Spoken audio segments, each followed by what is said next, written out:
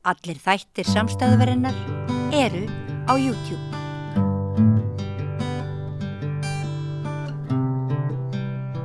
Já, þá komið að íslenskri menningu. Ég hef haft það hérna svona undanfarið í nokkur skipti.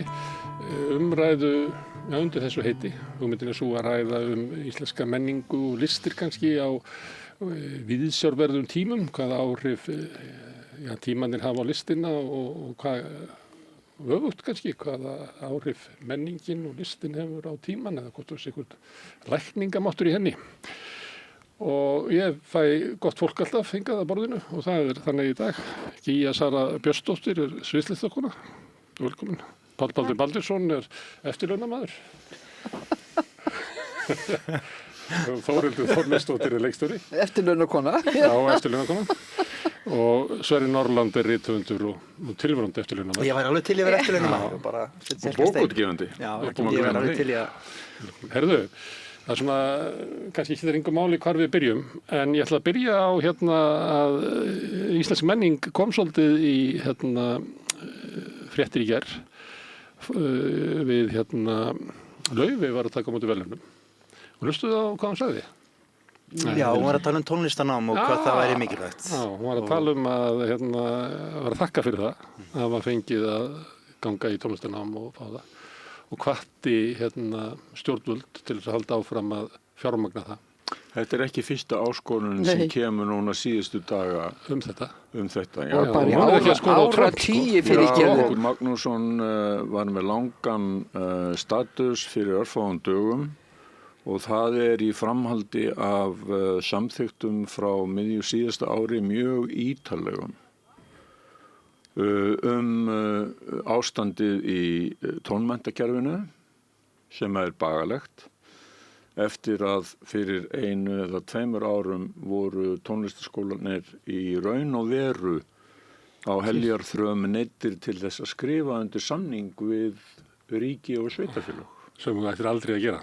Sem þau átti ekki að gera en voru búin að þæfast í viðræðum við þessa unnendur menningar sem sitja í stólum borgarstjórnar og ráðuneytanna það að það verði séð til þess að skólarnir lifðu áfram. Og þeir eru satt best að segja í dauðategjum og nú er eiginlega komið að því, í framhaldi af þessu ávarpi okkar ágætu söngkonu og tónskálds að það verður að setja þetta mál á dagskrá og pína alla stjórnmálaflokka sem að drullast þess að ná saman framboðslistum núna fyrir sveitarstjórnarkosningu til þess að lýsa stefnu sinni í þessu máli. Vegna þess að þetta er ögur stund.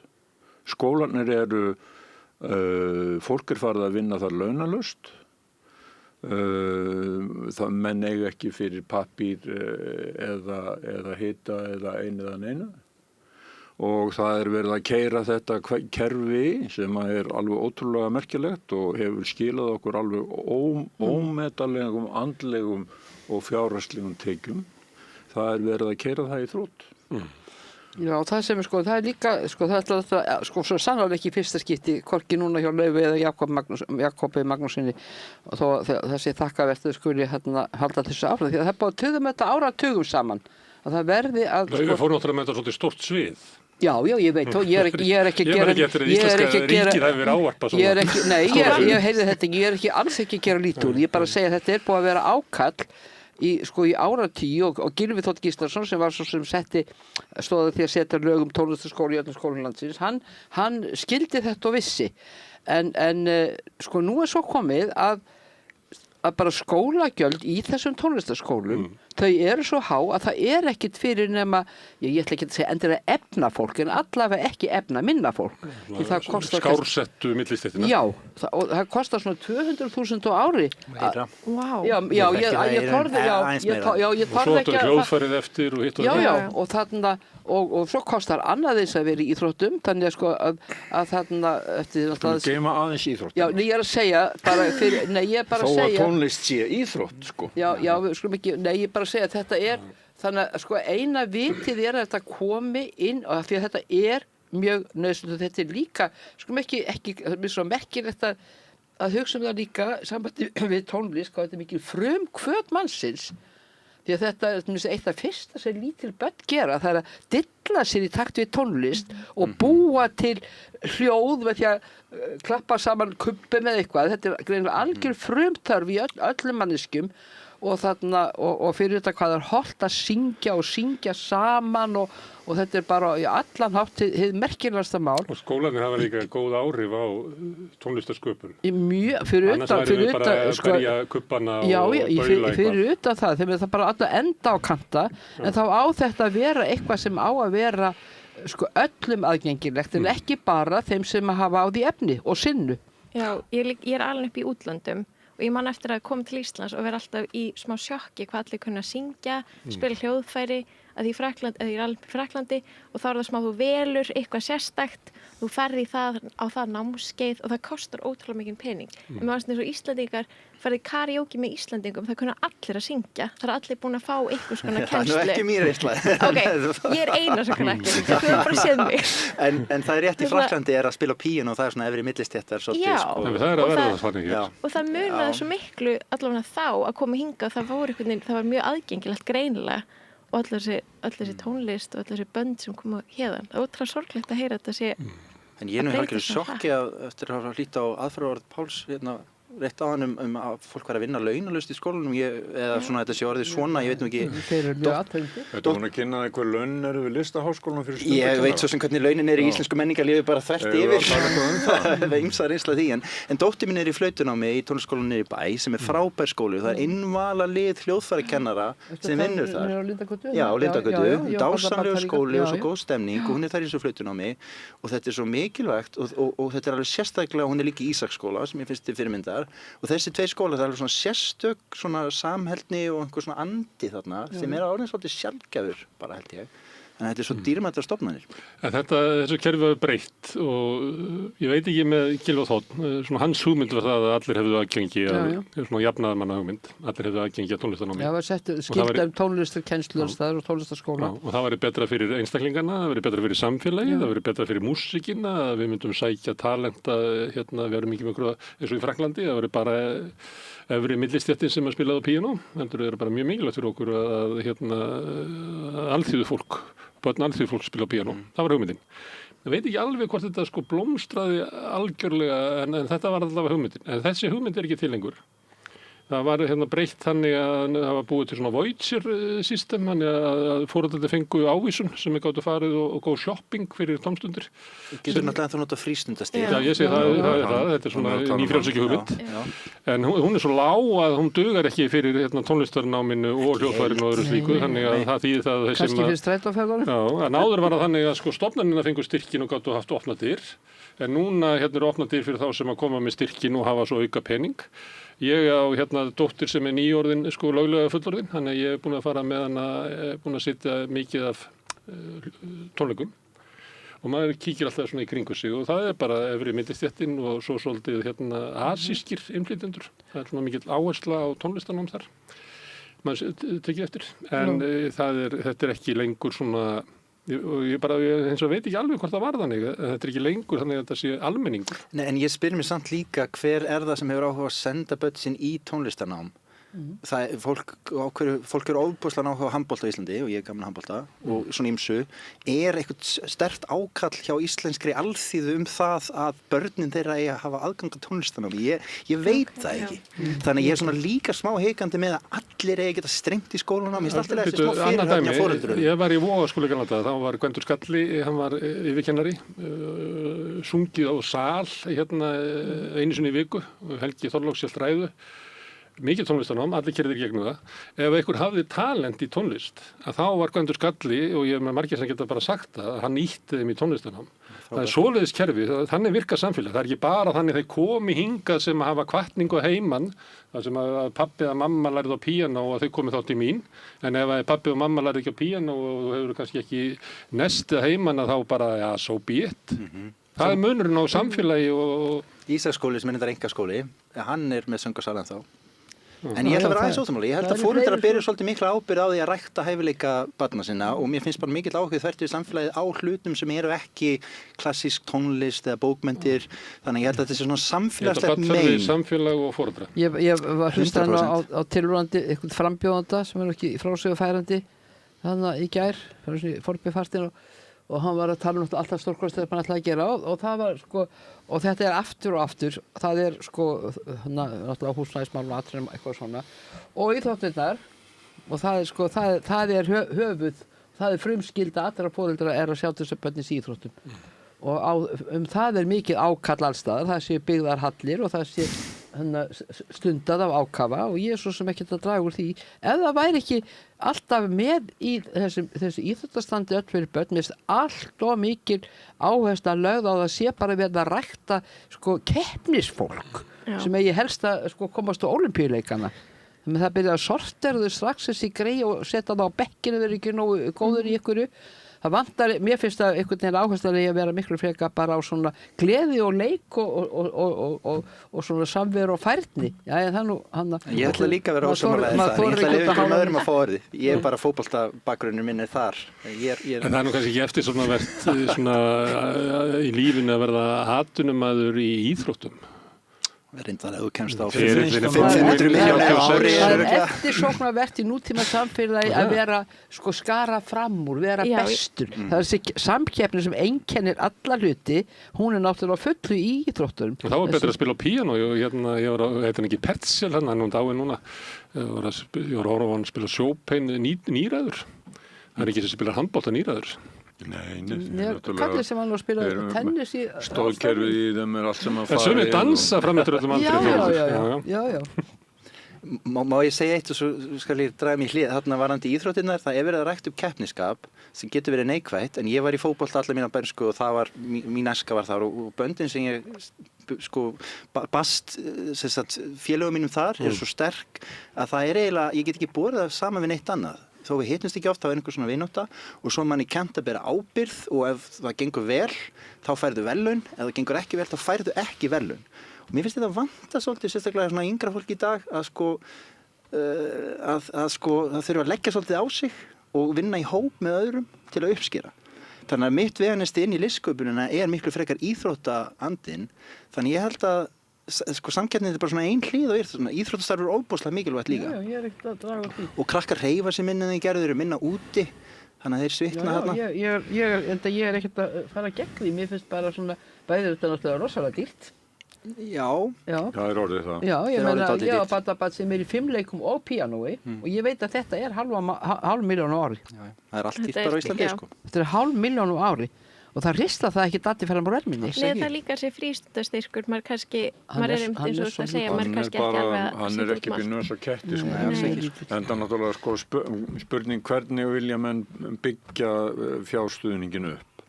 Vilja menn, það er náttúrulega farið alveg gríðarlega mikið þrek og fjármunur í það að byggja aðstöðuna. Það er að segja fyrir íþróttahreyfinguna. Og það var náttúrulega vandamál fyrir íþróttahreyfinguna, þar að segja samfélagið, helmingina samfélaginu. Í talsvert langan tíma þangað til að það var sagt stopp og spurt býtu hver er kynskiptingin í nýtingu á aðstöðu hjá ykkur? Og kom þá löng þögn. Og það hefur ekkert verið unnið á því vígi. Það er ennþá þannig að það eru ákveði kyn og ákveðnir hópar og ákveðnar íþróttir í hverju hverfi sem njóta forgangs. KR til dæmis alveg hætt að spila handbolta sem var nú aðalmálið þegar ég bjó á Melunum. Þeir eru ekkert að láta menn hlaupa eða hoppa. Þeir leggja bara áherslu á eitt. Það voru nokkra konur sem að risa upp fyrir örfáum árum og sögðu býtu hvað var það af skíðadeildinni hjá KR? Af hverju hætti hún? Já, ég hef aldrei heyrt um hann. Já, skíðadeildin. Það var bara vegna þess að íþróttafélagi það hafði bara áhuga á einu. Eða reyndar tvennu, körfubolta og fótbolta. Fyrir strákana. Vegna þess að það var hægt að sækja félagsgjöld og það var hægt að búa til einhvers konar business í kringum. Einhver fyrirtækja félög, þannig að það var nú hægt að borga stjórnarmönnum og þjálfurum helst svört laun sem var ekki tekið á fyrir bara fyrir 10-15 árum. þegar að íþróttarhreyfingin var tekin í gegn fyrir allt skattsvindli sem hún stundaði. Nú er þetta gott slúður. Ég er að fíla þetta. Nema hvað? Slúðurhornið. Á sama tíma þá náttúrulega eru byggð öll leikfimishúsin og nýtingin á þeim á að vera sem best. Við Melaskólann og Hagaskólann standa 2 glæsileg leikfimishús frá mismunandi tímum. Þannig að við höfum eitt alveg óhemju miklum peningum í aðstöðu. Ekki mótmæli í því. Síðan þurfum við náttúrulega að kosta það að þessi íþróttafélög þau séu rekin og sómasamlegan hátt og þau séu ekki einhverjar svindlmillur fyrir einhverja kalla. Þannig að þessar konur eru yfirleitt ekki til forystu í þeim. Og svo þurfum við að taka ákvörðun það hvað á að bjóða upp á. Er það bara fótbolti og handbolti eða körfubolti eða er það eitthvað annað? Og við erum að tala um það að það á að vera val í samfélaginu og fólk á að geta valið. Það eru stjórnmálaflokkar sem að bara byggja tilvist sína því að það sé hið prívat val sem eiga stjórn öllum hlutum. En því miður, markaðurinn hann bara býður ekkert upp á það. Ef barnið mitt hefur áhuga á því að fara í skylmingar. Hvað var bændaglímuna, spyr ég líka? Já, við skulum nú ekki fara út í hana. Það bæta henni við káar. En hún er alveg til sem bara fjölbreytiglíma. Já, bara. En ef við viljum standa undir þessu, þá verðum við að bjóða upp á fjölbreytt val og börnin verða að eiga kost á því á kjörum sem eru bærileg fyrir hvaða fjölskyldu sem er. Samanlega. En sömuleitt er þetta svona markasvæðing í listnáms og íþrótta með því að það er hugmyndir á baku þetta og það enda náttúrulega eins og þú ert að lýsa, það enda með fábreytni, það er bara því miður. Við getum bara farið inn í stórmarkaðina og séð það er bara aldrei verið fábreytari matur sem okkur er búið upp á. Kannski mismunandi umbúðum. Ég er mjög sammála því. Mjög leiðilegt. En þú er náttúrulega alveg upp í Frakklandi. Já, ég er vegan. Allt er ekkert í boði, ekkert græmið. Hefur það breyst? Mér finnst það að breyst, sko. Utan stórmarkaðana. Já. Þetta er hluti af Hefur við þá að tala um handboltan alveg sérstaklega núna? Við langar bara í eitthvað svona stórt hús. Svona bara hótel sem við tökum yfir og enginn þarf að vita af því þegar við gerum það, list og þessi svona semi-kirkja þarf ekki að vera eitthvað svona trúið, allir sem eru allt og ríkir fyrir að borga. Ég er bara góð pæling, gróðurhús, það vantar náttúrulega tónleikaaðstöðu niður í bæ. Tónleikar. Það er mjög bæjarlegt. Þetta er oft komið til tals hérna. Það sem hluta nútímanum er það að allt húsnæður er svo dýrt. Það er svo mikil túristasprengja. Það er hvergi listamanna rekin rými lengur. Niður í bæ, orðað þannig, er náttúrulega húsnæði sem er sko alveg sorglegt ef það á að ganga svona fjölbreyttu listalíf úr greipum og það er Háskólabíó sem er með alls konar sali af öllum stærðum, gríðarstórt anddyri og þarna og það er tiltölulega litlar breytingar til þess að gera það mjög vel tónleika og leiklistarhæft þarna sko og það eru 5 eða 6 salir af mismunandi stærð og að sko þetta, ég skil ekki að sko ekki vera stokkið á þetta og þessi breytt í svona lifandi menningarhús, ég bara skil það ekki. Við gerum það við 4, mætum að eftir, hústakar. Háskólinn hættur að nota þetta í kennslu? Það held ég. Það er miklu minna mál að finna kennslurými. Það var nú verið að sko innrétta að heyra hótelsögu, það er fullt af nýjum kennslurými. Það kostaði nú 9 milljarðar. Já, maður skilur alltaf ekki þessar upphæðir, hvað kostar allar opinberar framkvæmdir þannig að maður fær alltaf svima. En ég ber ekkert skynbragð á það hvað kostar að breyta hótelsögu. Þú veist hver á Háskólabíó? Það er það ekki, nei, ég veit það ekki. Happdrættið? Háskólabíó er í eigu sjóðs, sáttmálasjóðs svo kallaðs, sem er það sem að Jón Sigurðsson fekk Dani til þess að borga í skaðabætur fyrir alla kúunina. Það er kúunarhús. Alveg sérstakt fyrir. Er þetta voldugur sjóður? Já, hann á húsið. Já, hann á húsið. Ekki byggðan það? Jú, hann byggðan. Já, ég bara aldrei heitt mér að sjóða á æfi minni. Já, en burt sér frá því að þá finnst mér sko það er miklu minna mál að finna fyrirlestrarsali heldur en að finna svona rými því að sko, ég meina að Tjarnarbíó náttúrulega bara einhvern fallanda fæti og það bara örtrað út úr dyrum, það eru tónleikar einhvern Það ekki beint að fallandi fæti, það bara uppselt. Nei, ég meina húsið, ég að tala húsið og það alltaf eitthvað eigi að fara að rífa það, þannig að sko, og það búið að vera að leita, sko, þekki ég þannig þegar vorum að stofna leikkópa í gamla þetta, að húsnæði og þá sjaldan maður fann eitthvað, þá var það rífið með Sjálfstæðishús sem var mjög fínt, nei það þurfti að vera mötuneyti starfsfólks Landssímans og alltaf fundið eitthvað annað og þarna stendur fullbúið hús sem með mjög litlum tilkostnaði hægt að breyta í mjög flott fjöllistahús, alveg mjög flott. Skoðum nú aðeins stöðuna. Við erum með náttúrulega, hvað erum við með marga sali í Hörpu? Þangað getur enginn farið inn, ekki einu sinni. Það ekki grasrót. Vegna þess En tómarýmið er svona. Lánin sem standa undir byggingunni, þau eru svo stuttum tíma, vegna þess að menn vil ekki borga vextina. Og þar að leiðandi verðið svo hátt að það getur enginn farið þangað inn. Eins og menn vöruðu við að myndi gerast, bæði Kjartan Ólafsson og Pétur Jónasson. Áður en að húsið reis. Við erum með borgarleikhús sem með 3 stórum sölum og mjög góðri aðkomu að öllu leyti, næg bílastæði. Hvað það notað mörg kvöld á ári? Mér finnst að vera meira það í borgarleikhúsinu núna séu aðri leikhópar sem fá þar inn. Já, ég menna það vegna þess að rekstrarfélag Leikfélags Reykjavíkur dugar ekki til að halda upp starfsemi í húsinu. Þess vegna var öðrum leyft inn. En þá það samt sem áður svoleiðis að borgarleikhúsið stendur áhorfendalaust frá júní til ágúst. En þetta ekki eins og íþróttasamleitin sem þú varst að lýsa áðan, að strákarnir fá allan besta æfingatíman og stelpurnar bara eldstum á morgnan eða mjög seint á kvöldin, að frjálsu hóparnir fengju bara borgarleikhúsið á þriðjudögum? Er það góður tími til þess að vera með leiksningu? Það náttúrulega, það stjórnandi húsins sem ákveður hvaða, og þeir eru auglýstu núna, alveg eins og Þjóðleikhúsið auglýstu, þá auglýstu því verið gestahópi núna í janúar. Og það eru hann og hans listræna teymi sem ákveður hverjir kom inn og á hvaða tíma þeir kom inn og hvernig það skarast á við þeirra sýningar ef þær einhverjar. Sem hefur nú ekki verið. Sko, Páll, það sem ég að spyrja í staðinn fyrir að hrekja fólk inn í Hörpu, það sem of dýrt að vera, þá kannski ekkert betra að hrekja fólk yfir á þriðjudaga þegar þú ert alltaf með hálftóma sal. Ég þekki það ekki. Þið hafið verið að setja sýningar ekki ég.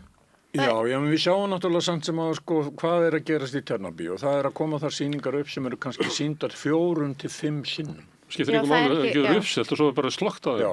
Já, þær hafa í rauninni ekki nokkur möguleika á líftíma. Já, ég vinn þar, ég ætla að segja bara svo ef ég segi eitthvað svona mjög Tjarnarbíó, þar að því ég vinn þar. En það er ekki endilega sko, það nú forsenda fyrir því að áhorfendur fái listina til sín að það sé opið. Fleiri en eitt kvöld.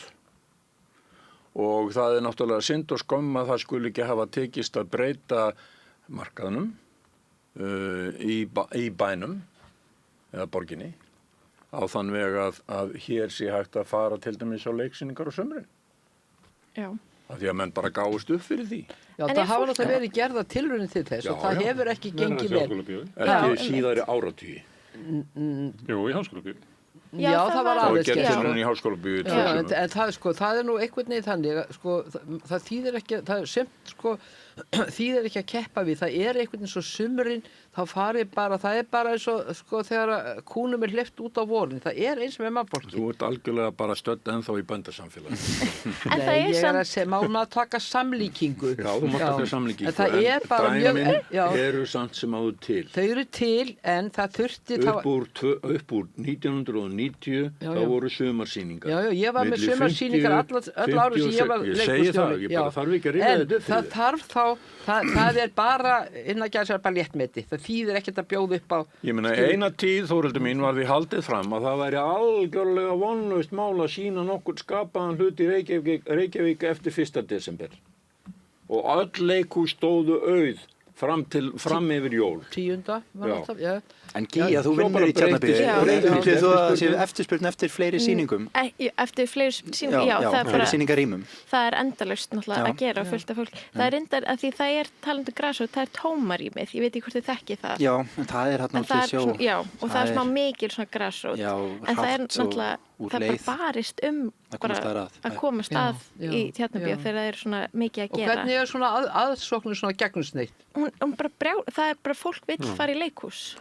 Og það er alveg... Þetta er merkilegt. Þetta er merkilegt. Og þannig markaður svarar ekki þarna eftirspurn. Nei, hann gerir það ekki. Hann reynir að drepa eftirspurnina. En svo er náttúrulega líka eins og það er nú ekki oft eftir því tekið sem við tökum okkur fyrir hendur hér á þessum útnára í umheiminum, nema það er helst verið hrun eða stundum íþróttum eða listsköpunin. Það er nú bara það sem að við gerum og vekur einhver athygli út í heimi. Og þess vegna er svolítið merkilegt að við höldum ekki betur utan þetta. Það að það væri ríkistýrt rými þannig fyrir upprennandi tónlistarfólk niður í bæ. Það væri bara mjög eðlilegt. Einhver svona það sem að fólk getur svona eins breytt sig og eitthvað. Það vantar. Ég held sér fordæmi fyrir því á Norðurlöndum. Og svo mætti hugsa sér reglu að innan einhvers radíus verði helst að vera eitthvað niðurgreitt rými með einhvers konar viðburðum. Þú veist, þetta er ekkert fráleitt. Þetta er bara til þess að örva mannlíf og þetta smitar út frá sér. Og það er svo margt sem hann hægt að gera en við erum svo amerikaniseri hérna að þannig að megi aldrei setja svona reglur til að styðja við hluti. Mér finnst það mjög einkennilegt. Við erum að pröfa að orða þetta öðruvísi að fyrir einhverjum árum síðan þá var til rými hér og þar og listamenn gátu tróðið sér inn með einhverja sýningar og gert það upp. Það var raskap eða hérna, við náttúrulega vita hvar þau rými voru við leituðum að með logandi ljósi. Þú voru einu sinni í Hafnarbíó, ég sá Don Quixote þar. Já, það var rifið, já. Það var tekið yfir ekki djöfnlegjan í einhverju skemmu hérna. Þetta verður að vera... Sá sjaldan það fannst eitthvað. Þetta verður að vera almennilegt líka. Þá var alltaf tekið eða rifið. Þetta ástand var, en núna er orðið þannig að það er bara allt húsnæði er orðið rándýrt og það er bara barist allt húsnæði. Þá eru bara í nýjum raunveruleika. Það eru annarkvort þá höfum við bara engin listamann er ekki rými. Við höfum bara Hörpu með 1500 sætum og svo ég myndi halda það með 1500 manna sal. Þá þarf það að hafa 2 750 manna sali. Þá þarf það að hafa svona 5 400 manna sali til þess að rækta upp í þetta. Svo sett ekki alltaf með eitthvað bara Celine Dion minningatónlingar eða eitthvað inn í Hörpu. Mér skilst þetta sé svona til dæmis. Og ég bara að segja, getur ekki verið að bara hafa verið breytingar í samfélaginu sem að leiða til þess að hið opinbera, borgin og ríkið verið horfa á það. Verðum við ekki bara búa til þessi rými, taka háskólabíó eins og hér að vera leggja til eða eitthvað annað. Til þess að það sé.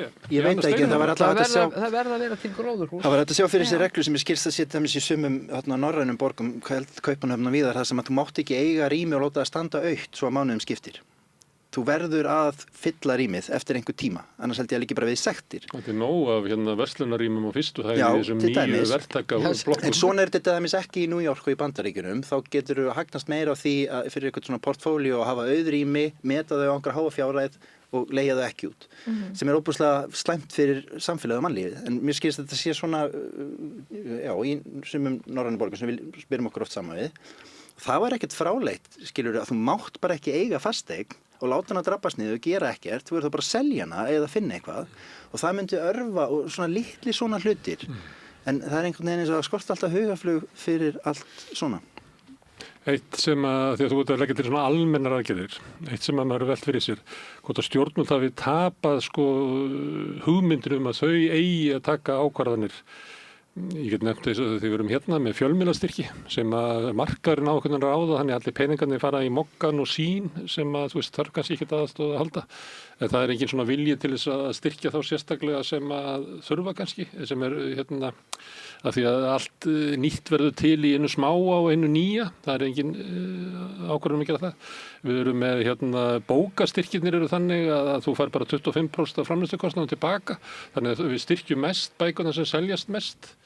Af því að svo stjórnvöld sem að eiga eru kosið til þess að halda utan íslenska menningu segja einhvern veginn við getum ekki farið að velja eitthvað svona hvað er gott og gilt og eitthvað svona við erum bara að láta markaðinn þetta þannig að mér finnst vera mikil svona eftirgjöf í slíku ef maður horfir kannski bara aftur til þegar verða að stofna menningarsjóð eða eitthvað fleira. Það er náttúrulega bara sorgleg staðreynd að þess sér engin merki að neitt íslensku stjórnmálaflokkur hafi minnsta áhuga á menningu eða halda utan með hana, styðja hana eða efla hana, bara ekki minnsta. En veistu af hverju það er? Af því að listamenn eru upp til hópa ekki framtaksamt fólk að þessu leiti og fara ekki út í stjórnmál. Ég vil bara mótmæla þessu. Með stóru munnþegn. Nei, ég skal bara... Ég er bara kynntandi. Ég ætla bara að benda á það að það eru, sko, þegar við vorum ung og það er nú að vera tími síðan, að þá þótti þá varð að hafa listamenn á öllum framboðslistum og listamenn voru alltaf fengnir til þess að koma á fundi til þess að syngja eða spila eða tala eða leika eða eitthvað, þannig að þeir voru alltaf og listamenn voru mjög virkir þáttakendur í stjórnmálum, bara mjög mikil. Listamenn eru en góðir þeir í eru það kannski ekki í dag. Listamenn eru góðir í að láta ykkur finna til tilfinninga og búa eitthvað til og krefjast síðan þess að þeir fái hluti sem aðrir eiga að búa til fyrir þá. En ég held, þetta er eins og íþróttastarfið, þar í íþróttastarfið er bara fólk sem óttast ekki til dæmis peninga. Og bara finnst það eðlilegt að það fái vel borgað fyrir sín störf. Listamenn eru hræddir við peninga til hópa og krefjast þess ekki að fá mikið af þeim. Við þurfum bara ákveðnara fólk. En er ekki líka Ég þekki bara ansi margar. Ég bara spyr einna spurningar. Hverjir voru það sem að kostuðu bara blábyrjununa af nútíma listum á Íslandi, sendu Einar Jónsson, Ásgrím Jónsson, Þorvald Skúlason, Jón Engilbert, etc. Þetta voru bara velmeigandi menn í samfélaginu. Það var ríkið sem gerði það. Bæði og það var líka... Það voru námsstyrkir sem voru greiddir fólki sem að borgarar í Reykjavík, hvernig gat þeim dottið í hug að það var einhver ástæða til þess að taka Finn Jónsson sem var frá Koti fyrir austan og senda hann til Þýskalands í nám í myndlist. Farið í gegnum umsóknir til þingsins liststyrki sem eru skrifaðar frá 1900 til 1930. Það sem að fólk að láta sér detta það í hug. Borgfirðingur sem sæmilega lagvis, hann lætur sér detta það í hug að fara í óperunám til Þýskalands 1930. Og að halda því fram að stjórnmálaflokkar, þeir náttúrulega sem að núna eru, að þeir hafi engan áhuga á listum, þá þarf ekki annað en að bara líta á það hvað hafa þeir verið að gera. Hverjir eru það sem hafa verið að berjast fyrir því að það var þróun í launakerfinu fyrir listamenn? Hverjir voru það sem stóðu í því? Það voru samtök listamanna, það var bandalag íslenska listamanna. Og það er alveg að taka, það er að skipta sögu bandalagsins í nokkur tímabil, hvaða hefur verið aktíft og við skulum ekkit vera neitt að draga inn að dula það. Þegar að Hjálmar H. Ragnarsson tekur við bandalag íslenska listamanna sem forseti þess, þá er loksins farið að vinna á síðustu áratugum mjög skipulega og markvisst af því af stefnu sem að hann mótaði fyrst og fremst það að taka eitthvað til í aðstöðu listamanna. Og við erum ennþá þar stödd að við erum að borga listamannalaun mönnum fyrir fulla vinnu í 12 mánuði sem ná vart meðallaunum í landinu. Ná varla lágmarkslaun. Ég sagði vart meðallaunum í landinu. Þar erum við stödd. Má ég aðeins bara, því að þú ert að tala þetta ertu að taka aftur við samanburði íþróttirnar, að það er svo erfitt í samfélagi sem að er svo mikið efnishyggju samfélag, eins og við bara búum í nýhýlísku efnishyggju samfélagi og við gerum það. Ekki mótmæli ég því. Og þá er öll verðmæti sem ekki eru mælanleg á beinharða peningamælistíku, þau eiga mjög erfitt uppdráttar. Það er bara staðreynd. Íþróttamenn geta sýnt í mörkum, þið vitið, og metrum og sekúndum árangur, hann er mælanlegur árangur. Listamenn geta aldrei sýnt mælanlegan árangur. Já, ég selja miða. Já, og þið veitir hvað ég vil ekki... Grammívelun. Hvað segir þú? Grammívelun. Grammívelun. Framíhöldum. Ég það bara út í hvaðan Gunnarsmáli komið. Snúður hér. Nei, þið veitir samt alveg hvað ég er að tala Þarna eru hver getur, og það eru allir sammála það að íþróttir séu nauðsynlegar og góðar og það leiðilegt að vera alltaf í þessum samanburði. Þetta er einhvern veginn haldið að börnu, þá þessu alltaf einhvern veginn telt saman.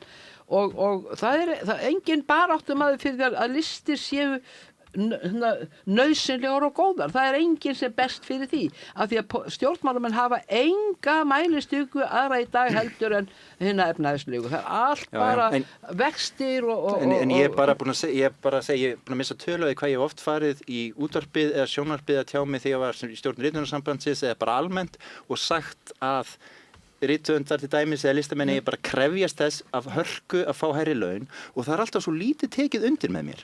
Það er svo fáir sem stíga fram og ég ímynda mig bara heldur því að sko lögfræðingar standi ekki saman að tryggja sín kjör. Þú veist, þetta er bara peningar og þannig að þetta er kannski stereotypur einhver leiti en fólk þarf bara að fara og taka og vera, þú veist, það sem hvað getur, þú veist, frílans bara sko sjálfstætt starfandi bæði rithöfundar og myndlistarfólk, hvar er það í stöðu til þess að krefjast nokkur hlutar? Það er öllum sama þó mér skoðst í bili þó allir málar hætt að leggja niður pensilinn og allir leggja frá sér fyrir og það er öllum sama.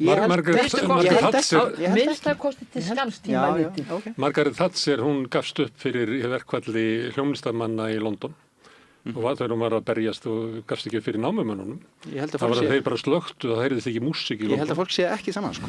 En ég samt pæli líka hvort það sé ekki bara smá, ekki kannski dotti úr tísku, en það að það sé listamenn í pólitík, mér finnst það ekkert vera eitthvað sem helst í hendur í dag. Bara atvinnu pólitíkus að upptilhópa. Já, allir sömu stjórnmálafræðina og sömu stjórnsýslufræðina.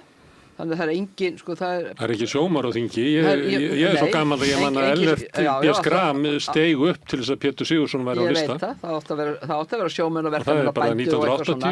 Það er algjörlega breytt nú og allir að vera sérmenntaðir í sama fæinu sko... Og geta ekki komið saman lagafrumvörpum sem eru gallalaus. Heldur eru öll götótt og verður helst að senda þau aftur baka, taka þau upp og breyta þeim. Þannig að þau standast ekki.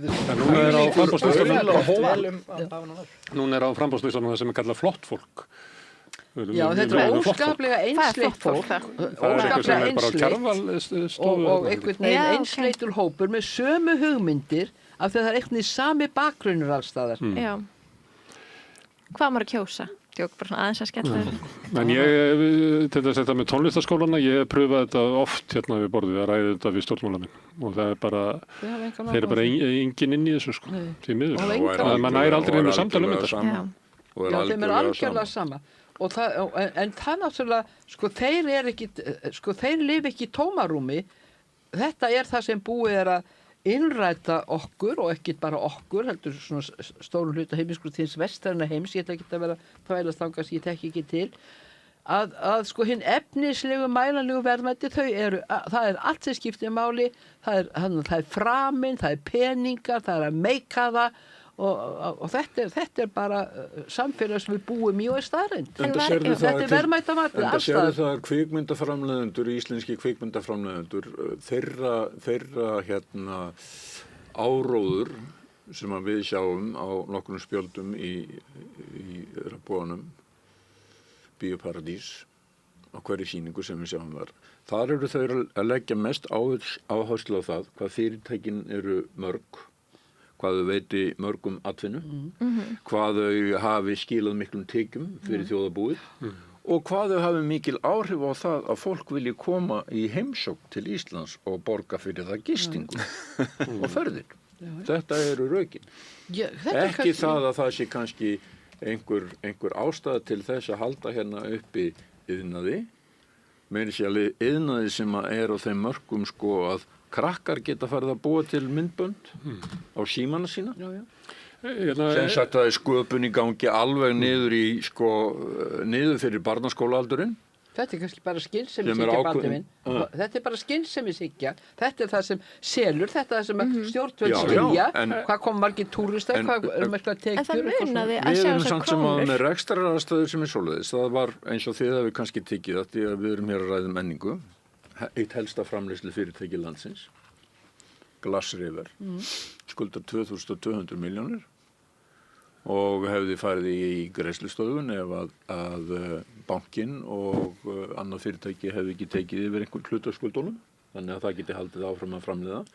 Við erum búin að borga á síðustu 5 árum í framleiðslu þessa fyrirtækis á allskyns efni, þá erum við búin að borga 2 milljarða.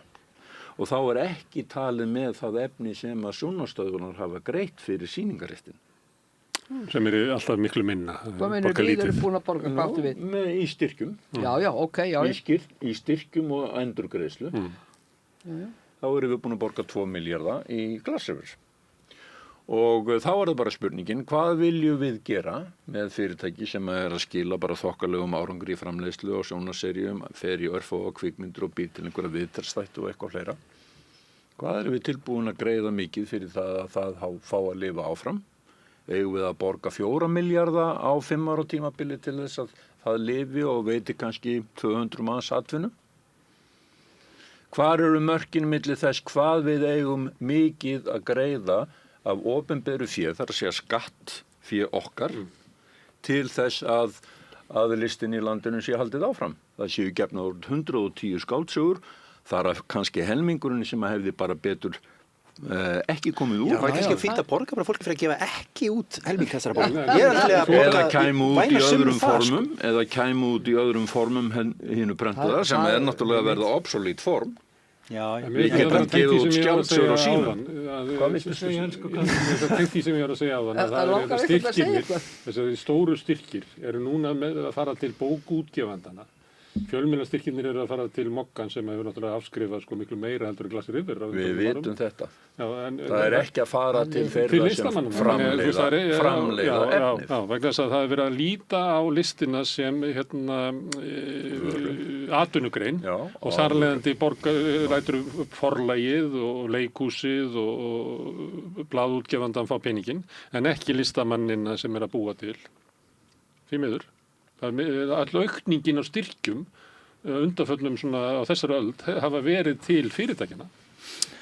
En er þetta ekki að sumuleyti listamennum að kenna sjálfum? Ég ætla einu sinni fór í Regnbogann og bara í sjoppunum þar að kaupa popp og manni var að vera að sjá okkur mynd.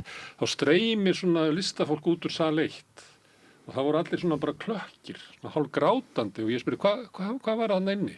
Og þá sagði Ágúst Einarsson, hann var með fyrirlestur sem að sýndi á svona efnahagslegt mikilvægi lista á Íslandi og mér fannst þetta að vera hópur af fólki sem var allt í einu uppgötvað að það var til. Vegna þess að Ágúst Einarsson hagfræðingur fekk allt í einu tæki Gunnarsmáli.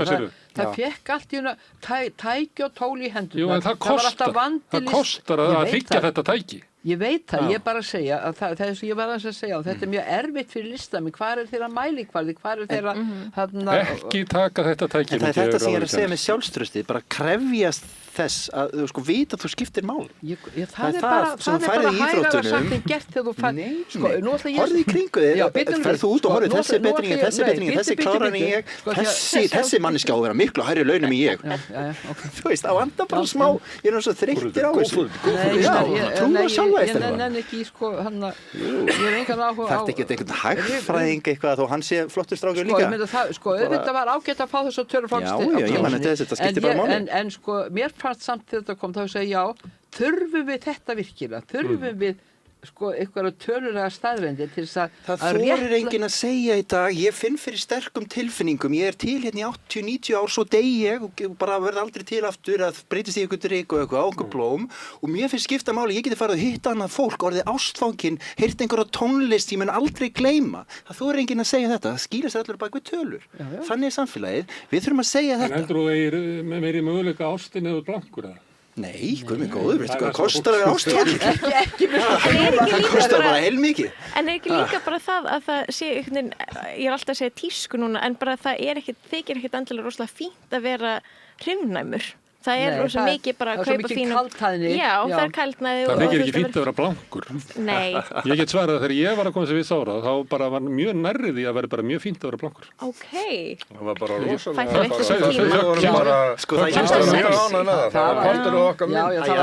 Það fannst mér þegar ég var í MR, það er ekki það langt síðan. Það breyst samfélagið rosalega mikið á stuttum tíma. En líka, þið líka, maður má ekki horfa fram hjá því. Það var miklu auðveldar að vera blankur í gamla daga, heldur það er í dag. Það er svo miklu neyslukröfur á ungt fólk, ég meina þau verða öll að eiga síma, þau eiga öll að verða Þú verður að fórna þessu, ég meina, fólk fórnaði að bara gekk í gömlum fötum og hætti að klippa sig Já, en þú varst heldur ekki að neita þér sko eitthvað sem að þú varst ekki að neita þér það sem var einhvern veginn frelsi kostar, sko.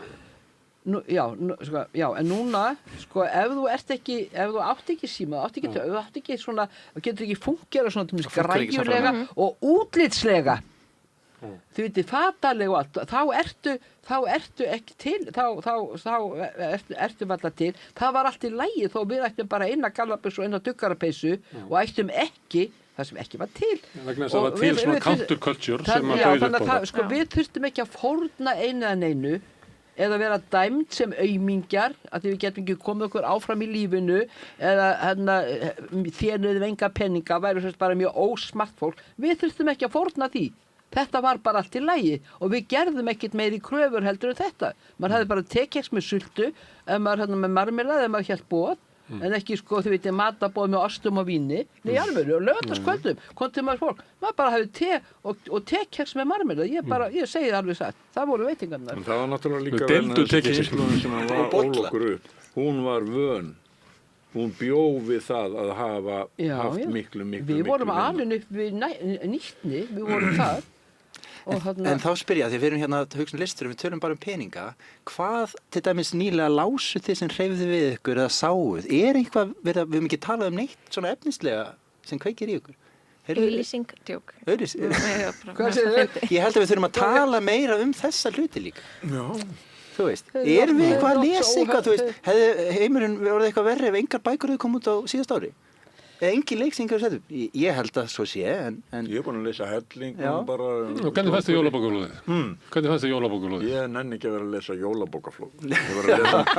Ég var að lesa Málfríði Einarsdóttur, ég var að lesa Ljóðmæli Hannesar Hafstein, ég var að lesa eina bók sem kom út í jólinn sem eru Endurminningaskóla Thoroddsen. Ég er að lesa skáldsögu eftir unga konu. Og þingtíðindi.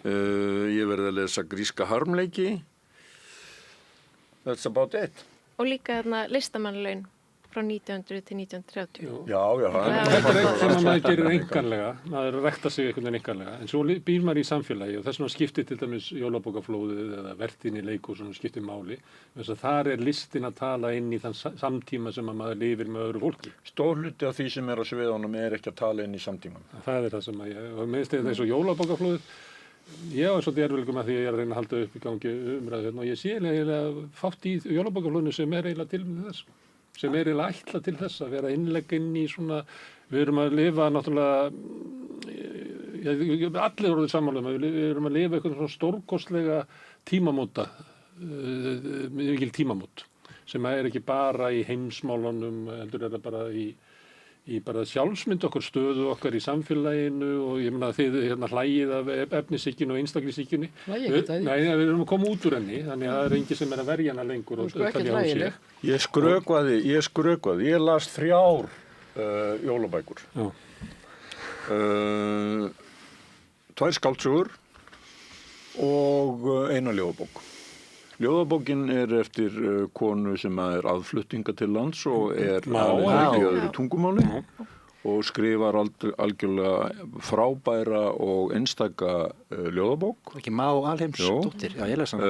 Við skulum ekki nefna höfundana sem skrifuðu skáldsögurnar en mér fannst að forlegin hefði í báðum tilvikum átt að segja höfundunum þú skalt ekki gefa þetta út strax, við þurfum að bæta þetta talsvert mikið. Já, en það er ekki alltaf gert. Nei. Þannig að það er veikt, það er svona eitthvað litið veikt. Já, ég held að niðurgreiðslu og endurgreiðslu kerfið sem var búið til fyrir bókaútgáfuna, skilar okkur ekki góða bókum. Það hafi verið misráðið kerfi vegna þess að það beindi aurunum ekki á rétta staði. Og það var til þess að það var... ekki stutt það sem að skiptir máli. Nei, 110 skáldsögur. Við þurfum, það er illa að fara með fyrir að henda því í bækur eftir Arnald og Issu og félaga, í staðinn fyrir að styrkja þá sem eru að skrifa bækur sem að hafa bara meira erindin í samtíma. En svo mikið að segja með þau eru náttúrulega ekki á listamannalaunum og þau svona eru svona smá brauð fyrir fólk. Það er rétt. Miklu meiri peningar. 25% af framleiðslukostnaði þeirra bóka í þeirra stóru upplögum Já, já, borga skattborgarar. já, já. Það er alveg. Bókin hennar Má kannski fekk ekkert vegna þess að þú þarft að ná held ég 250 eintökum til þess að Í sölu. Já, En í sölu. sko, þetta er náttúrulega dálítið einhvert, nú Sem erum við er ekki bara fráleit um hugmynd. peninga. Er það svo? Við erum ekki, þannig að Við þetta er reyndum. sérkennilegt að eins og þú veist að segja hans verið, að þarna, og þetta er þetta, sko, við lifum dálítið í tómarúmi núna, það er ykkur heimsmynd að hrynja og ný er ekki, þetta er svona, þetta er hverfur áramótina þarna, ártali hverfur smá saman, og síðan svo kemur það við erum á einhverjum þannig tíma, við vitum einhvern veginn ekkert hvað er, og á þessum sko frjálshyggjutímum sem að fóru náttúrulega ná verulega hámarki upp úr 1990, þá er lögð alveg óskaplega áhersla á einstaklingun og einstaklingsfrelsið, og það sýndi sér líka í listum. Það var óskaplega mikið skrifað bókum sem voru mín reynsla, sem var, ég vildi náttúrulega svona lítil, að sko reynsla hvers og eins er svo lítil fyrir hún komin í stærra samhengi, og ég og mamma mín ryksugaði mikið og pabbi minn drakk mikið og eitthvað svona, þið veitir. Og barði mömmu. Já, barðið óttu mömmu Með ryksugunni, já. voðalega mikið af svona einstaknings og sérstaklega. Þetta er ennþá Þórhildur. Nei, er þetta, sjálfsagt- mér eða finnst þetta svona vera autofiction. nefnilega, svo náðu þetta hann hámarki, ég hugsa bara, ég ætla aldrei aftur, það var sko, já, ég ætla ekki að fara til hvað ég hugsaði, það var svo leiðilegt, en sko, mér finnst þetta nefnilega aðeins vera að víkja núna, mér finnst vera sko örla á hér og þar að það sé einhver sko víðari skírskotun líka í leikhúsunum. Ég var alveg hægt að nenna að horfa á þessi leikrit sem krakkarnir sömdu sjálf eigin reynslu, ég bara nennti þessu ekki. Mín áhugaverða ferði mín til útlanda í 2 Já, mánuði. og eitthvað svona, sko, ég bara alveg bara fór nóg á þessu fyrir 25 ára unglingar, eins og eitt sagði við mjög listaháskólanum, hvað eigum við að skrifa, við höfum einhver Nei, lífsreynslu. en það er líka- Nei, býtu, Já. en sko, þannig að þau voru greinlega ekkit með alin uppi í að þau ættu einhvern veginn að hugarflugið? Já, eða Og setja í spor annarra? hugmyndafræði, þetta var óskaplega mikið ég, og mín reynsla er svo merkileg. Mér finnst þetta vera á einhver undanhaldi núna, mér finnst svona, auðvitað var þetta aldrei algilt, já, mér finnst vera minna af þessum bókum núna, minna af þessu í leikhúsunum, mér finnst vera meira að leita út fyrir sjálfsig, hluti af þannig að ég þessu held náttúrulega- að sé verið að leita að nýrri einhverju nýjum stein til að standa á. En er þetta ekki þessi sjálfsmyndarpólitík alltaf? Þú veist, þú mátt ekki setja þig í spor annara því þú hefur ekki rétt á því. Þú veist, Vá. Já, ég held samt að það sé ekkit endilega bara það. Ég held að það sé líka bara það er verið svona hvetið til þess að vera innlægur, og fólk kann ekkit endilega innlægni út frá öðru sjónarhóttinu sínum eigin. Orðs í þóli. en til dæmis Ólafur Þetta er bara í country og Þetta og- þýðir bara Þú verður að fjalla um sjálfa væmni þig. Það nefnir ekki að hlusta á að vera að væmni fjalla og um svona hann. sjálfs eitthvað svona. En sko, segjum Ólafur Jóhann skrifar leikrit sem ég reyndar misti af því miður, það sem hann er að Hann lýsa. er að skrifa svona ég-bók. Já, það er rétt. Og country Það er tónlist. gott að því. En já, það er áhugavert. En það er verið að fjalla um einhver málefni og svo kemur kritík á að hann megi ekki fjalla um þessi málefni einhvern veginn, af því að hann sé ekki þeirri stöðu, allavega heyrði ég eitthvað þannig. Sem ég finnst ótrúlega merkilegt, hann er að skrifa og fólk hefur kannski ekki svona sögulega þekkingu til átt sig á því að hann er að skrifa farsa, þar sem hann er að draga alla saman í hundur í háði, og fólk fattar ekki formið sem hann er að skrifa inn í. Mér finnst viðbröðum við þeirri sýningu mjög skrítin. Svo er mjög merkileg bók, ein af sem heitir til dæmis, sem geti nefnt, sem heitir The Confessions of Nat Turner eftir William Styron, þið kannski þekkja hana, þar sem að hún kom út svona 60 eitthvað, þar sem hann setur sig í fótspor svarts þræls og skrifar í fyrstu persónu þennan þræl. Og William Styron var svona ágætlega stöndugur, hvítur, svona efri millistéttamaður einhver í Bandaríkjunum, og hann mætti svolítið í gagnrýni. Þetta er frábær bók. Og hann setur sig í fótspor þessa svarta þræl sem hann á ekkert sameiginlegt með í rauninni fyrir utan að vera bara manneskja og mögnuð. En svo finnst mér í seinni tíð við höfum færst frá því að þú veist, ef ég myndi skrifa þú veist, bók hérna einhver Íslendingur svartan þræl, er allir örugglega bara álaðir. Ég meina, er þetta ekki bara Kannski þetta breytast amerískt? alltaf. Er þetta raunverulega á Mér finnst það Íslandi? hressandi. Já, Er þetta raunverulega á veistu Íslandi? það, við Gott að getum loka bara tekið með viðbröðin sem voru við Madame Butterfly íslensku óperunni. Já, Af því það var að dæmi. kona var máluð eins og Asíubúi, þá ætti allt vitlaust að verða. Sko, Ég skil þetta er ópera sem fjallar heimsvaldastefnu og konan af undir okkur það ætla ekki allt villast að verða, þetta voru tvær aðsetta greinar. Það var samt sem áður, það virkaði það virkaði og það þyrlaði þannig ríki og ég því að ég hef sett upp óperuna Ótel og ég oft verið spurð að því svona í útlöndum já, og hvað varstu með hann, hafði hann dökkan? Fyrirgefiði, sko, forsendan er að hann er af öðrum kynstofni. Ef þú tekur það út, hvað er þá eftir? Ef hann er bara hvítur og venjulegur, hann er máli, hann er af öðrum kynstofni og þess vegna meðal annars er hann í þeirri stöðu og þess vegna er umfjöllun og þess vegna það er uppspretta vandamálun og fordómana. Nei, það má ekki hafa hann dökkan, hvað var þá að gera? Má bara þeir sem eru dökkir syngja og tölva. Sumir megi halda því fram. Þetta var skammur tími, en hann er samt sem áður, ég held að það séu svona reitur á honum en þá. Það mátti enginn leika blindan mann nema hann væri blindur. Það mátti enginn leika fatlaðan mann nema hann væri eins fatlaður. Það mátti enginn leika annað en það sem hann var. Það var bara gert, sko, en fólk má halda því fram að, fólk má halda þetta fram, eða ekki? Jú, það er gaman. Ég segir þetta sem nærgætni, sko, en... Að vissu leyti... Í næstu slæmt orðið eins og einlægni. Einlægni? Nei, ekki, einlægni miklu verra. Ertu einlægur þegar þú segir það? En ég held, já. Við lefum henni... Já. Nei, ég meinti bara, ég held að sé ykkur nærgætni í því og það er líka meiri umræða sem kemur upp og mér finnst það ekkert slæmt. Ég held að svona það sem er smá krúttlegt það sem við erum að gera, við erum í okkar búblu þar sem við erum má þetta, má hitt, á meðan það er bara heil stór heimur sem er að pæla hvað er listamenn að gera og við erum alltaf svona að pæla hvað viljum að gera næst, eða hvað má eitthvað. Þetta var náttúrulega bara partur af alþjóðlegri hreyfingu. Já.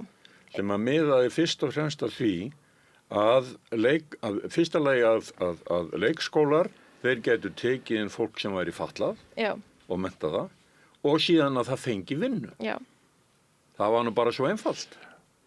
En það náttúrulega ef maður horfir yfir það sem er að gerast í stórum og smáum leikhúsum allavega í Evrópu og í Bandaríkjunum, menn okkar heimsmynd næ nú ekki mikið lengra heldur en það, að þá er þetta náttúrulega bara farið að tíðkast alls staðar. Ef þú ert með manneskju sem að getur látið í sér heyra á sviðinu. En mér finnst þetta má ekki og eitthvað svona, mér finnst það svolítið væl.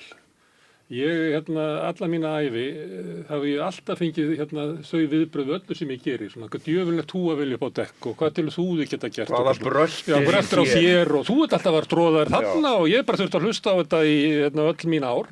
Og ég bara vorkinu þessu fólki ekki neitt. Og það er bara allt í lagi að sumum finnist að, þú veist, að ég megi gera þetta og ég ekki gera hitt og ég þarf ekki að taka tillit til þess. Ef ég vil leika blindan mann, þá bara leiki blindan mann og er ekki að væli yfir því að einhverjum finnist það vor. Grunnurinn af þessu er náttúrulega dæmis við tökum kvikmyndagerð í Bandaríkjunum, við erum alltaf að tala um Bandaríkin, að til dæmis svart kvikmyndagerða fólk í Bandaríkjunum hafði ekki mikið fjármagn að tækifæri til að fjalla sitt líf, hafi breyst rosalega, Sinners þarna myndi núna er auðsinn Óskarsverðlaunum og fleiri dæmi, það hefur bara breyst. Það er rosalega margir sem það að segja sína sögu og við lifum þá stórkostlegum tíma í menningunni að það er að verða til fjölradda saga sem er að verða til, sem er stórkostleg og hún flæðir langt úti yfir allar listir og eitthvað fleira. Ég man eftir viðtalið sem tók við Lilju Ingólfsdóttur með elskilíki myndina hennar og ég var að segja þetta er eiginlega ekki vísun í svona bókmyndir eða listir en eitt nátt, þetta er bara vísun í sjálfshjálparbækur. Þetta er bara, þú tekur bara persónuna og ferð með hann í þerapíu í gegnum þetta og hún var að tala um það að það væri bara þannig og hún upplifði það, hún var að lifa stórkostlega menningabreitingu þar sem að fólk stígi upp og segði þessar ég-sögu sínar og þetta væri svo nauðsynlegt fyrir okkur sem samfélagi gangi í gegnum þetta að því að við getum ekki lifað í hinni sögunni sem var svo þröng og leiðileg og auðvitað kemur hellinga leiðileg og ykkur ég-tali en við verðum bara að fara í gegnum það því að þú veist, ávinningurinn er svo mikill að ef við ætlum að fara að segja nei, Sverrir, hvað er þú að tala um þetta ferðarlag þitt þarna út í til München og hvað þú veist að í rauninni að snúa öll á hvolsi ég sagði, menn ekki að fara út í það. Þetta kom eitthvað svona inspirandi. Já, ég er ekkert að sko nei, sko, þegar ég er að tala um þessar sko Það verður allt sko, það verður allt svo altakt sem maður segir, það er svo erfitt að auðvitað höfum við lesist og öll listaverk byggja á einhverju egói og en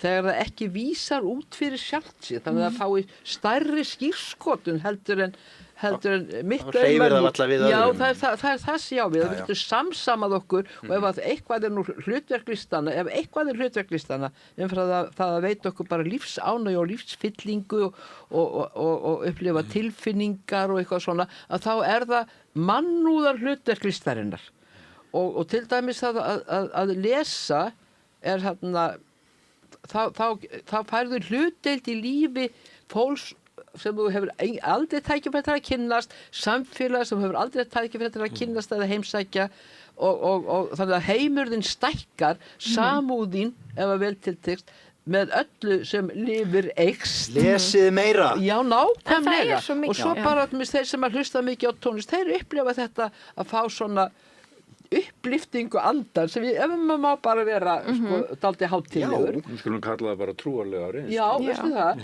Sko ég held að það sem að við ættum nú kannski bara að fara að þora orða að það sem að skortir svo tilfinnilega í þessu efnishyggjusamfélagi, það er andlegt líf. Og lotning. Já, andlegt líf hluti, það er hlutadjóð. Nú er ég ekkert að tala Samfélag er andlega vakningu. Þetta sem ég meina með við þurfum við lifum ekki svona andlegu líf. Já. Kirkju.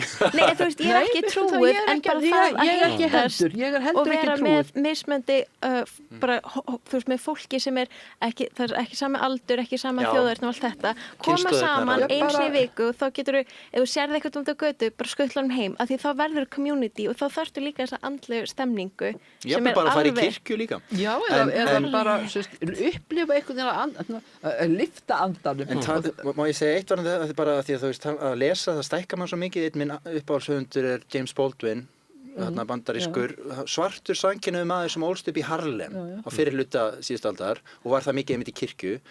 Hann hafði svo sterk áhrif á mig því ég las þann að ég er hann að svolítið stóru leyti. Þú veist, reynsla hans er allt öðruvísi en hann stækkaði mig og ég er hann svo litið.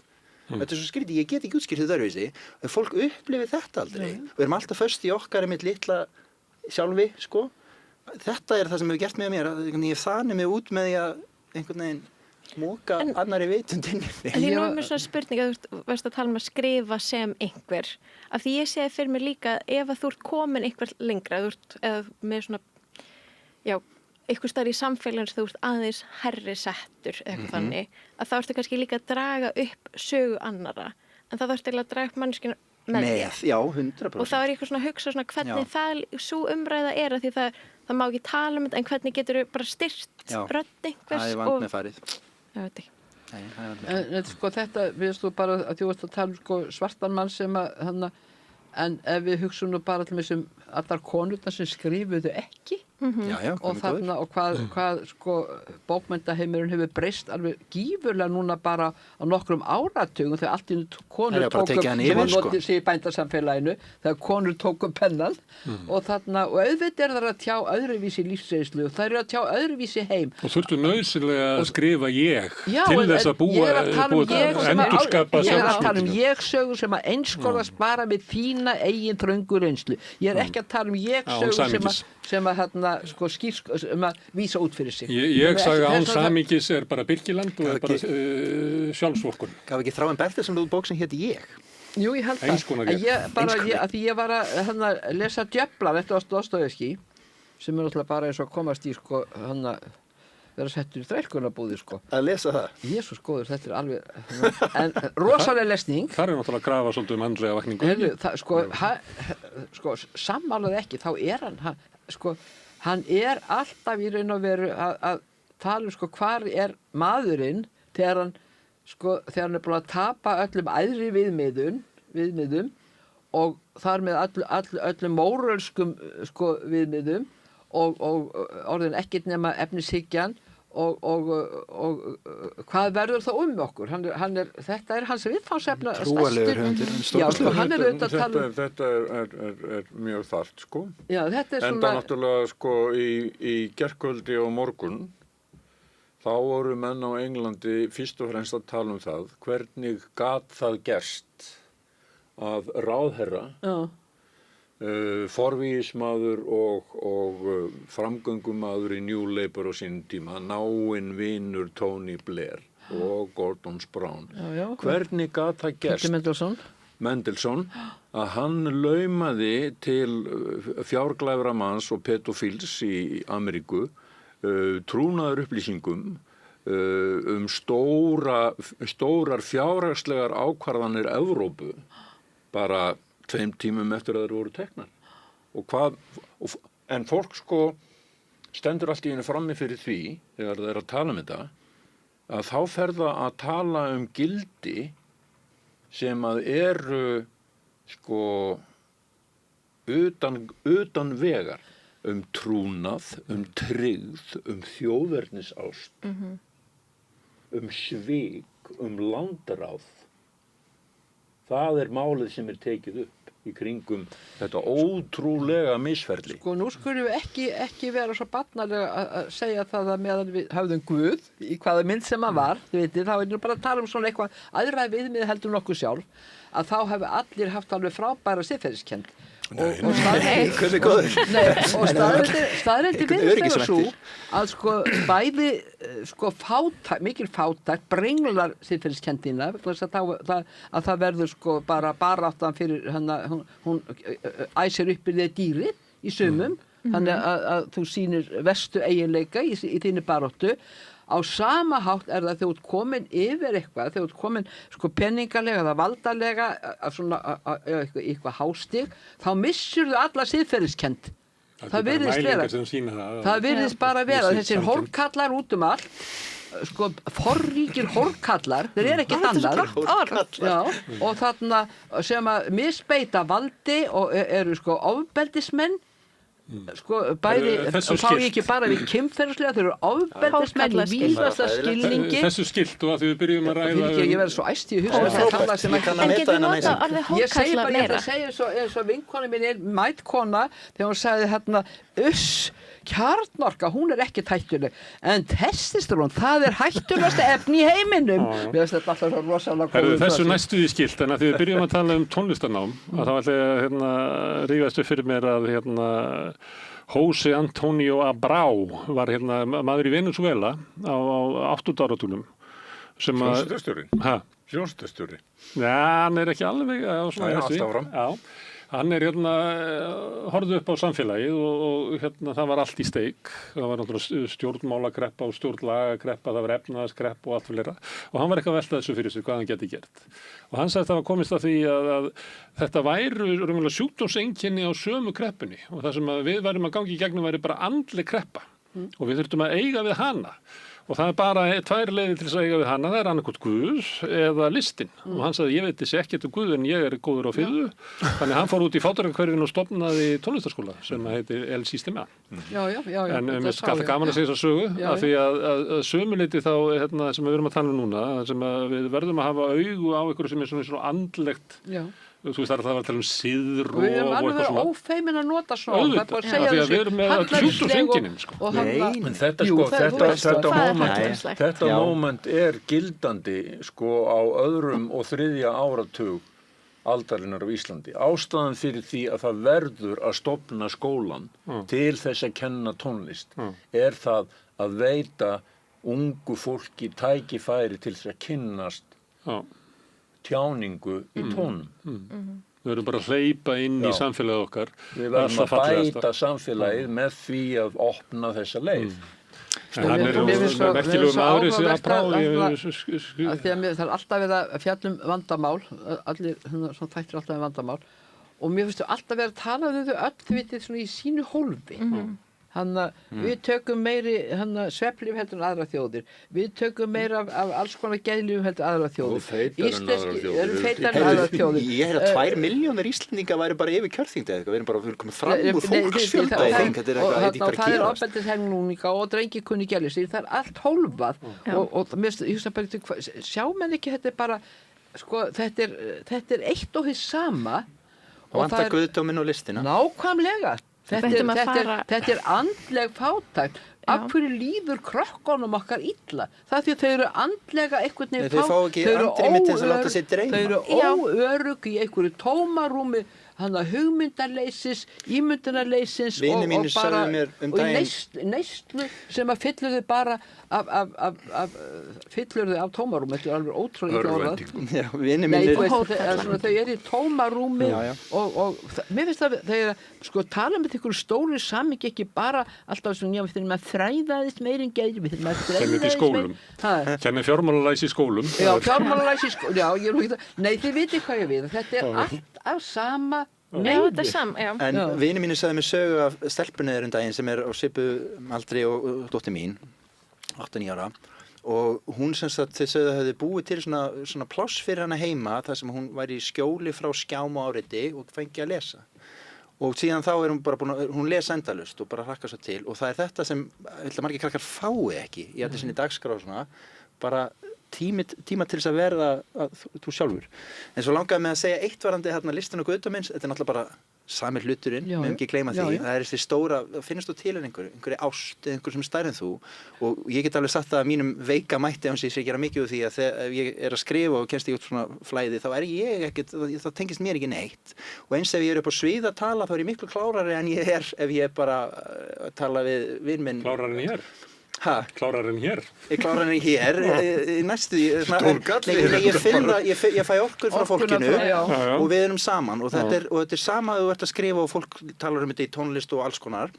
Þetta er guðdómur, þetta er þetta stóra og við þurfum að búið til pláss fyrir þetta og leyfa fólk að lesa, ef við upplifum þetta ekki þá erum við andlega fátæk. Ég ætla að segja eitt að þau vorum að tala um laun Við finnst langar aðeins bara halda þessu áfram af því að mér finnst þetta eitthvað sem verðum að gefa gaum. Nú eru við sáum náttúrulega öll þess að séri hérna Adolescence og incel-hreyfingun og allt þetta og við sjáum bara hér, fyrir ekki, við ætla bara að segja það alveg opið að ungir menn eru að flykkjast að miðflokknum og álíka flokkum hinn vestræna heim og maður segja hvað er að hrjá unga menn og það er þá komum við þessu opbáslega mikla samkeppnissamfélagi sem hefur engin viðmið önnur heldur en frama og peninga og eins og það heitir framgang í lífinu og þar eru strákar ennþá betri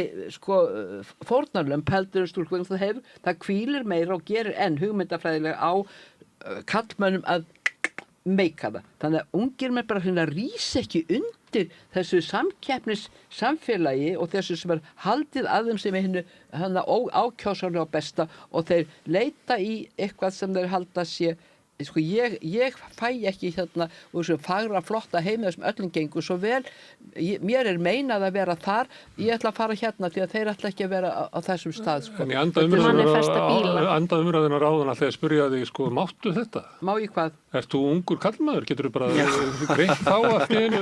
Nei, halló, ég var akkurat að tala út fyrir sjálf Já, hún má segja þetta En ennur að segja þetta allt aftur, ég er að skrifa svipað hluti ég væri til að taka punkt En þetta er samt að Nei, alveg, mér finnst þetta svo mikið umhverfisumvefni. Hvernig gengur? Vilt þú segja eitthvað? Getur ekki slitið. Nei, ég á eitt svona semi-ungan, það er svona 12 ára barn og það sem ég sé bara er hvernig er verið að markasetja að þannig börnum. Hann er bara að horfa okkur voðalega ljúft eitthvað eða vittlust á YouTube og auglýsingarna sem koma, ég þarf bara að vera að setja bara ef þú heyrir að það er heil hópar af fólki sem á ekki rétt á þessu, ef þú heyrir að þetta manifesta bíl slögt á manifesta bíl það ándjóks af því það kemur trú bara það kemur trú þessi hugmyndum bara trú og guð af því þetta ég held líka við búum ykkur svona allir eiga rétt á öllu og við getum gert það sem við viljum og það kemur bara þetta frelsi sem er frábært en svo vill fólk samt ykkur skonar ramma. Og flesti tapar alltaf í frelsinu. Já og líka bara því það eru kannski foreldrar sem eru að vinna 9-5 og svo þurfa að fara í rækt og vinnu og það kannski gengur ekki upp að barnið búið í skóla 3 og svo ykkur frístund en ég held að verði líka, það kemur eitthvað bil þar sem unglingar og foreldrar tala kannski ekki eins mikið saman og ég held að myndast bara gjá þarna þar sem þurfa að leita ykkur öðru og það en það er eitthvað svona froska mím sem kom inn. Þetta er mín hugmynd. En ég held að það sé alveg rétt hjá líka, það kemur svona mikil pressa. Já, alveg rosalega. hjá frá hórköllum. Ég ætla að nota þetta orð, má ég nota þetta orð? Hvað? Hórkallar, ég elska Bara nota það sem mest, því þetta er svo algengt. Herðu, Er það loka orðið í þettinum? já, það er hérna, Það er í daglegi fréttum. stundum trúi ég því að við erum alltaf að leita svona tilgangi lífsins og þegar við finnum hann þá deyjum við. Og við vorum næstu búin að ná svona einhverju svona niðurstöðin á þann og þess vegna langum við að rjúfa þættinum áður en að við förum Já, lengra. þá getum við öll Því að dáið. hérna gætum allt í nú fattað þetta allt saman. En gaman að fá Komum okkur hérna, lausnirnar. Gíja, Páll og Þórhildur og Sverrir. Hver er tilgangur lífsins á jörðu hér? Hann er að hætt svo væli og harka af sér. Býta Kæra vextin. þakki fyrir að koma hérna í þáttarbrótið Íslensk menning sem að við munum halda áfram þessar umræðu hérna í næstu viku. En við ætlum að sitja hérna áfram við rauðaborðið, við erum alltaf að skilja heiminn og samfélagið og okkur sjálf. Næsti kafli er eftir augnablik. Frjáls fjölmiðlun á í vök að verjast, allstaðar, ekki bara á Íslandi. Peningavaldið og sterku hagsmunaöflin eiga greiðan aðgang að stjórnvaldi og fjölmiðlum og eiga jafnvel sína eigin fjölmiðla. Þess vegna er samstöðin svo mikilvæg. Hér er pláss fyrir allar raddir, málin eru krufin til mergjar og samtölin eru stór og innihaldsrík. Samstöðin er mikilvægt lýðræðistæki. Ég heiti Kristín Helga Gunnarsdóttir og ég styð samstöðina. Öflugur og ódýr auglýsingamiðill 40.000 manns sjá eða heyra þætti samstöðvarinnar í hverri viku. Ef þú vilt auglýsa, sendu póst á samstöðin@samstöðin.is.